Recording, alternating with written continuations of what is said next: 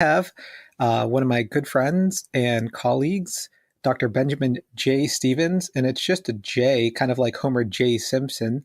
Um, so I don't know if that J means anything, but he has a really compelling story that he told me when we were co-teaching a course maybe a year or two ago. Then I thought that clinicians and patients in general should hear it just in case you're going through something or even you have a patient that's going through something that they can't quite figure out. So I'll let Ben introduce himself and then he can tell a story. Thanks for coming on, Ben. Not a problem. Thanks for having me, Urson. I yet to be told whether or not this is going to be another awesome episode as you introduced, but I'll take that as a compliment. And the J stands for John, my middle name, which is my father's name. So let me give you a very short introduction to myself because I don't do as many cool things as you do. I'm a chiropractor by trade. I've been doing that for about 8 years at this point. I live in the mountains up in Kelowna, British Columbia, Canada, out in the west. And primarily, I spend most of my time in education nowadays. So I run an education company called Somatic Senses Education. We do somewhere between anywhere from 20 to 100 courses across the country in Canada every year and a little bit into the States as well. And so we bring in people like yourself from all around the world to help raise the bar for everyone, to help teach a lot. So I've been very fortunate to be involved in continuing ed literally since even before I graduated from school. And so I spend a lot of my time in research and education and on keeping on top of trends and figuring out what's going out there into the healthcare and performance and rehab world. And that's where my brain lives. I started a clinic immediately out of school about 8 years ago. And then I decided very quickly that seeing that many people in the run of a day was quite a mismatch to my personality and what I wanted to do in this industry. And so I sold that clinic 2 years ago, turned around, I guess 2.5 years ago, turned around and worked for the guy that I sold it to for 2 years. And then about 6 months ago, that 2 years came up. And so I have not been in full-time practice since. And here I am sitting at home, sipping a coffee, talking to you. Sounds good. That's, by the way, that wasn't his compelling story. No, that was very not compelling. That wouldn't be an awesome episode of Untold Physio Stories podcast. That'd be awesome-ish. Right. And we're out. Worst episode ever. Done. Shortest episode ever. All right, Good talking. So, wow, it seems like it was longer ago. I don't know. So can you tell me what the health issues were? I remember someone saying like, "Oh, Ben isn't emailing you because he has some health issues." And I'm like, "Really? I just kind of saw the guy like a month ago." Yeah. So I'll try to condense it down because it took, I guess, about 2 years front to back for this whole thing to happen. So to give you some context for the whole scenario, I would not consider myself in any way a type A personality or an adrenaline junkie in any way, shape, or form. I typically and always have been a 8 to 9 hours a night sleeper. I don't drink. I'm not all that social. I rest a lot. But there was a time in my life about 3 years ago now where I was doing it all. And more than anything, I would say it was due to not having a real strong direction. But I was enrolled in a PhD in neuroscience. I was running the clinic that I then owned. I was starting, actually this was 3.5 years ago, starting another clinic in town for my wife, who had a different specialty than I did. I was involved in a sports residency through the Royal College of Canadian Sports Sciences.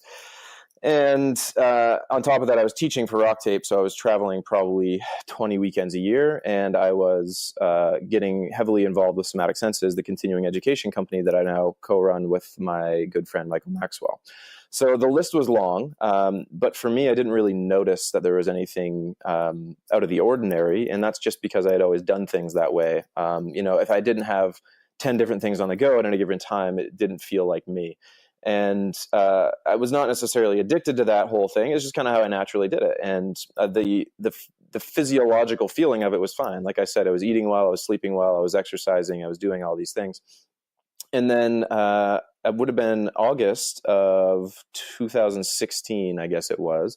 that I decided I was going to start doing CrossFit. And a big part of this was because I worked with so many barbell athletes and so many CrossFit athletes, and a lot of them at a very high level. And so with me, I had a background in Olympic lifting, a background in kettlebells, those sorts of things. And so I went, you know what, like I know the vast majority of the realms that are attached to CrossFit really well, but I haven't actually done CrossFit, even though I know it really well from my patient's perspective. So I'm going to jump in with both feet. I'm going to do CrossFit at noon every day, 4 or 5 days a week at least, at the CrossFit that was closest to my office, Kelowna CrossFit, and jumped right in.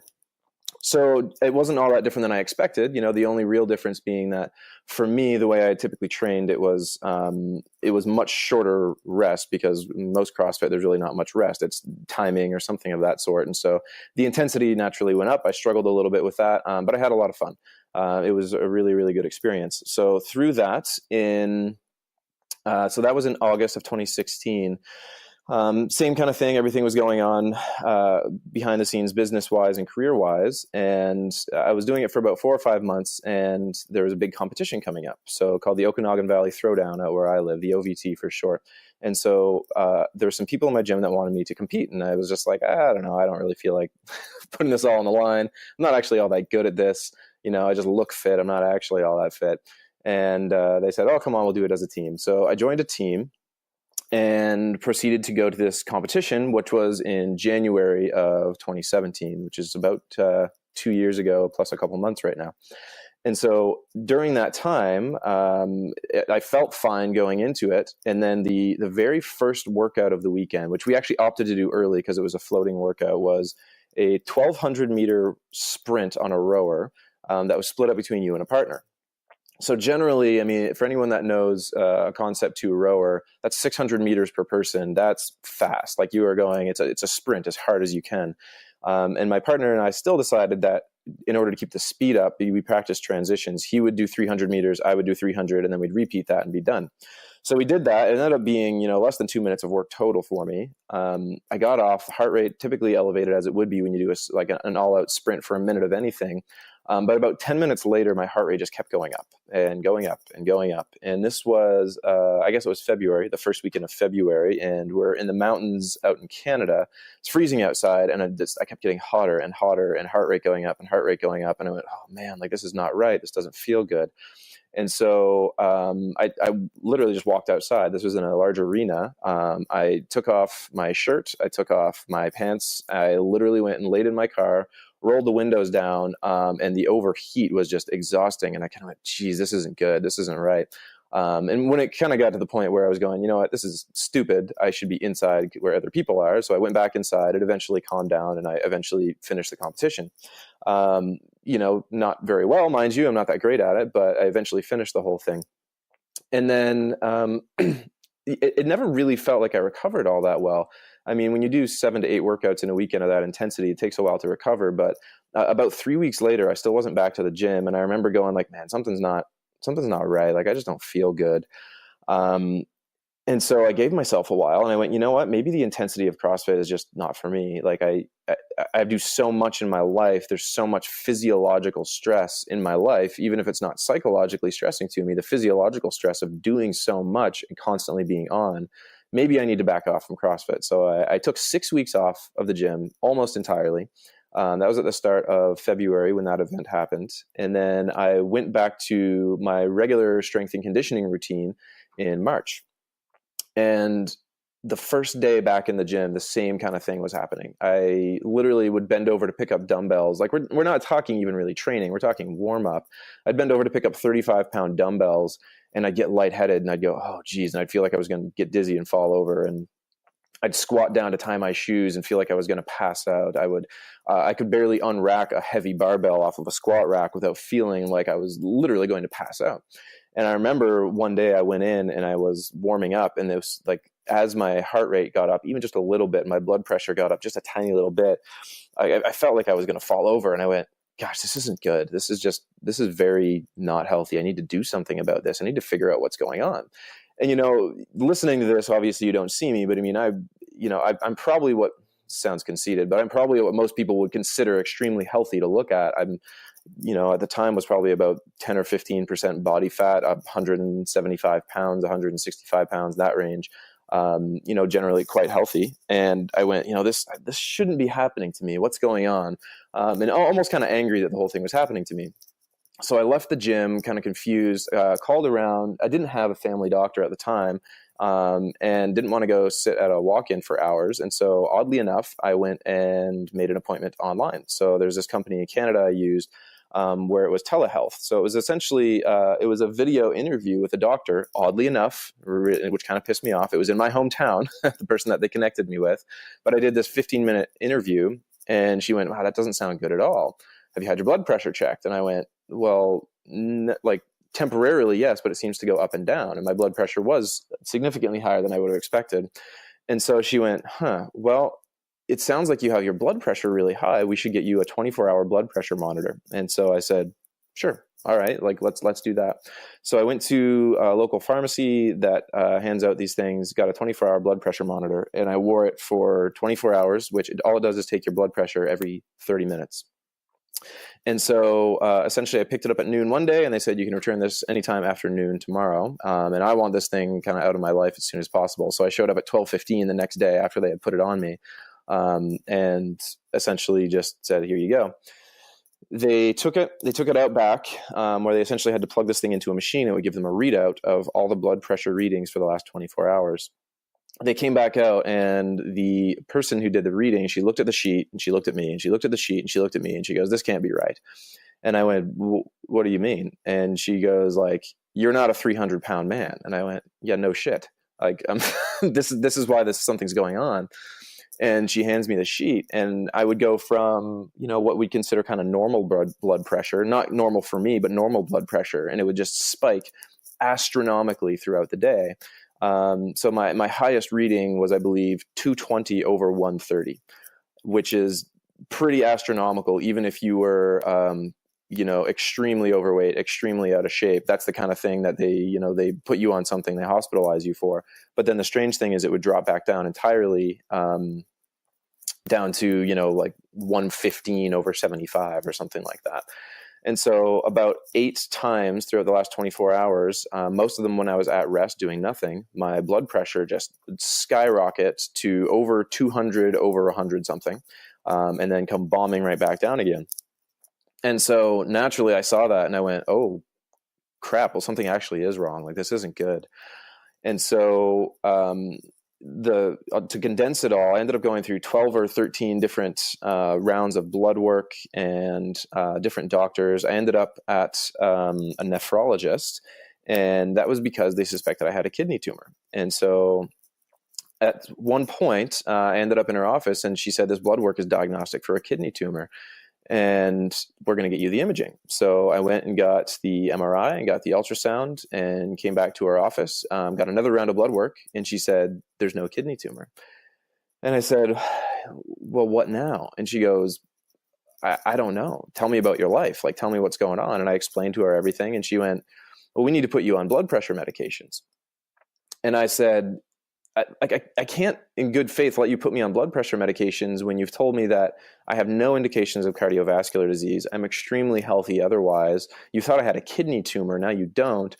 I don't want to just be that guy that goes on something like an ACE inhibitor for the rest of my life without you really telling me what's going on. And she said, well, I don't know, but your blood pressure spikes so high, you're actually at a huge danger to have something like a stroke if you weren't in such good cardiovascular shape.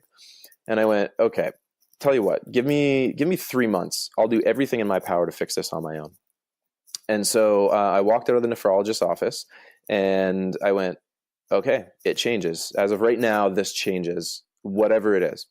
And I started just hacking things away. So I stopped going to the gym entirely because the gym for me was an intensifier. It wasn't, it was fun and I loved it and it was a big part of my routine, but it intensified physiologically everything for me. I got in and I'd sweat and I'd work hard and I'd lift heavy weights, and I'd move fast and I'd throw things and pick things up and carry things. And it was an intensifier. And I went, I can't handle that intensity right now. I'm going to stop. So I stopped the gym. I knocked my work schedule down to 4 mornings a week, where all I would work was 9 to noon, 4 mornings a week.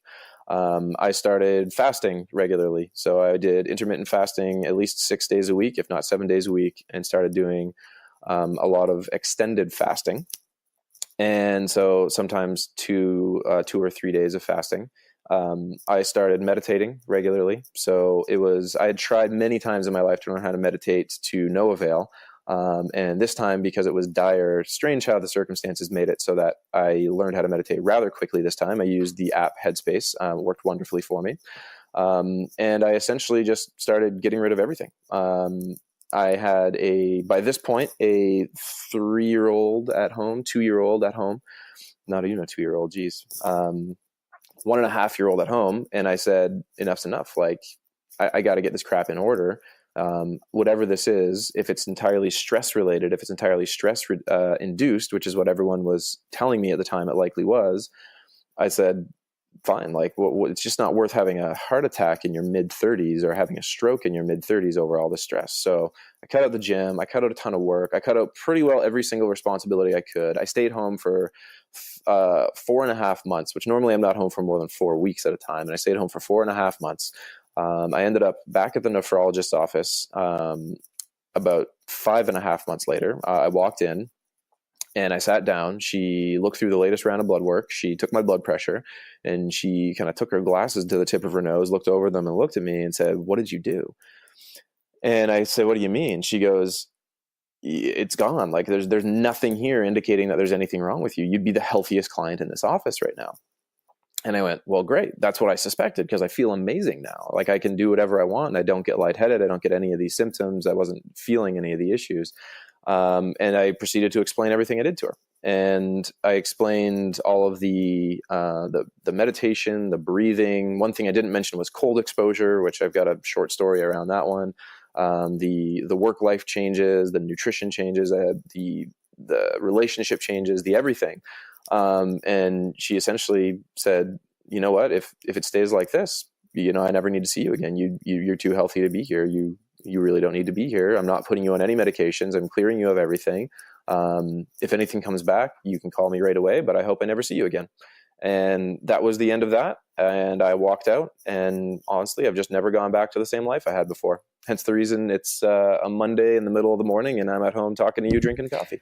Yeah, that's good. I mean, I don't know how some people can do that many things and not break down somewhere. It's a lot. It's a lot, and I think that people always say, "Do you train recovery, bro?" Like, like that's one of the current memes. And yeah, recovery is super important, but like a day or two, or like maybe like an hour of winding down it doesn't add up when you have that many things going on, I guess. So No, it doesn't. It doesn't rebalance a completely right, imbalanced life. and just because you look super healthy doesn't necessarily mean that you're not one sneeze away from having a stroke. Yeah, and the really one of the things I've had to portray to a lot of my friends that know the longer version of this story is that I didn't feel stressed. And I think a lot of people, they only, certain personality types like myself, they don't feel stressed by having a lot on the go. If anything, it makes them feel meaningful. It makes them feel like they're important, or like they have a lot going on, or that they're making an impact, or that they're moving somewhere or something. They kind of hold on to that. And so, like, I would not show up at the end of my day feeling like stressed, like I had a lot to worry about. But frankly, I mean, your body knows. It sounds kind of, yeah, I guess, a little a little out there to say it, but I mean, the wisdom of the body knows that you're doing too much. Physiologically, your body can only do so much. Doesn't matter how much you like doing it. Physiologically, it can only do so much. And I mean, so if you look at it this way, I mean, if I told you that you had to work out 10 times a day at the same intensity that a lot of people work out once a week, you would go, "That's impossible." Like, it would just break down. I'd start falling apart. And I go, well, you know what? That's kind of in a lesser sense a version of what I was doing by constantly having to be on, constantly having pupils dilated, just going hard. And it's probably the reason I was an 8 or 9 hour a night sleeper and still am, is because I really didn't have a choice. Like, I was literally crashing, like falling asleep by 9 p.m. every single night, and didn't have much of a choice but to keep going. And so a lot of it, I think people kind of tend to look at these stories and think that I was psychologically stressed or that there was too much going on. But a lot of it was a matter of it was physiologically stressing me out, and I was just doing too much. And my personality type makes it so that I didn't feel like I was doing too much until my body Right. told me I was doing Right. too much. Well, thanks for sharing that story. And I hope that if you have any patients or you yourself are going through even anything remotely similar, that you do take time to, look back and reflect at your life and see the things you can change and try to make all these positive life changes. So, if you're interested in learning how to do things like that, we do have Andrew Rothschild's Modern Patient Education course, which does cover mindfulness, nutrition, sleep and recovery strategies, movement, and pain science. So those are the 5 kind of basic tenets of his course. And a lot of people do not have any kind of formal training in any of those things. So always got to plug. We're I'm not even started with my plugs yet, but where can people find you again, Ben? Probably, I quit Twitter, so I wouldn't even bother trying to look there. So I would go find me on Instagram or Facebook. Both of them would be Benjamin J. Stevens. You could email me if you want. Anyone listening to this, you're welcome to email me. It's just drbenstevens@gmail.com, drbenstevens@gmail.com with a V in the Stevens. Yeah, reach out. I mean, I love connecting with people. The amount of people that I have reach out every time I tell this story and, ask what the specifics were of how things changed and what the specifics were of how I was feeling and what I was doing. It's always nice to help.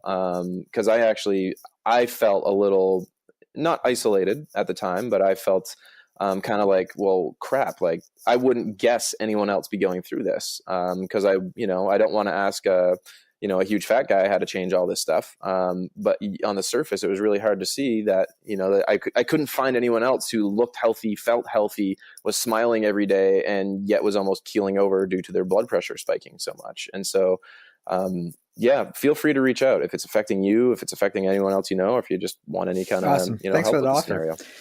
If you like this podcast, make sure that you rate us 5 stars on iTunes. Check out a live eclectic approach course. Go to eclecticapproach.com to check out all 3 of our flagship courses: Modern Patient Education, Modern Strength Training, and Modern Manual Therapy. That's me.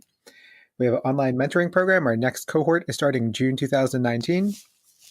So check that out at Modern shoot, I have so much stuff. modernrehabmastery.com.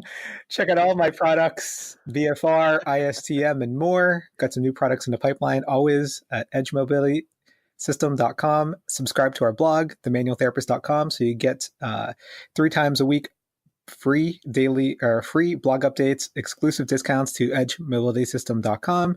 And check out my courses, Eclectic Approach courses through somatic senses, hosted by Dr. Ben Stevens, Dr. Michael Maxwell, through West Coast, US, Canada, all over the place. I hope to see it. That's Right, just somaticsenses.com. somaticsenses.com, by And the way. of course, you guys always have a great day.